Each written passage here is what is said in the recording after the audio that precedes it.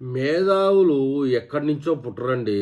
రాజకీయాల్లోంచి పుడతారు, పేదరికంలోంచి పుడతారు, వ్యాపారస్తుల్లోంచి పుడతారు. కానీ ఇంతటి మేధావులు మన పులివెందుల్లోనే పుడతారండి. విషయం ఏందంటే, పాలు లేకుండా 60,00,000 కిలోల నెయ్యి తయారు చేసిన సందింటి సైంటిస్ట్ మన జగన్మోహన్ రెడ్డి గతంలో ఒక వీడియోలో అన్నాడు ఆయన, నన్ను సన్మానించాల్సింది పోయి, శాలువా కప్పాల్సింది పోయి అంటే ఏదో కామెడీలు అనుకున్నాం. ఇలాంటి విషయాలు చూసాక నిజమే కదా అనిపిస్తుంది.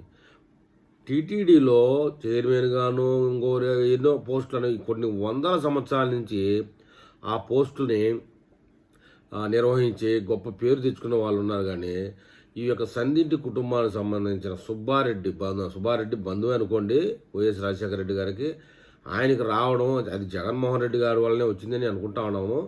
అయితే ఇలాంటి రావడం అనేది ఇది వాళ్ళకే చెల్లిందండి. ఒక లడ్డే కాదు కల్తీకి, ఇదేది అదేది కాదు అనవసరం అన్నట్టు భూ కబ్జాలకి, కల్తీకి, ఇంకా శాండు ఇండి ఇవన్నీ డైలాగులు చాలా ఉన్నాయనుకోండి. మొత్తానికైతే మన జగన్మోహన్ రెడ్డి చుక్క పాలు లేకుండా, ఎందుకంటే ఆవు ఈ మధ్య ప్లాస్టిక్ కాగితాలు తింటుంది, దానికి బాగుండదని చెప్పేసి ఉద్దేశంతో ఈ యొక్క నెయ్యి తయారు చేయడం మొదలుపెట్టాడండి.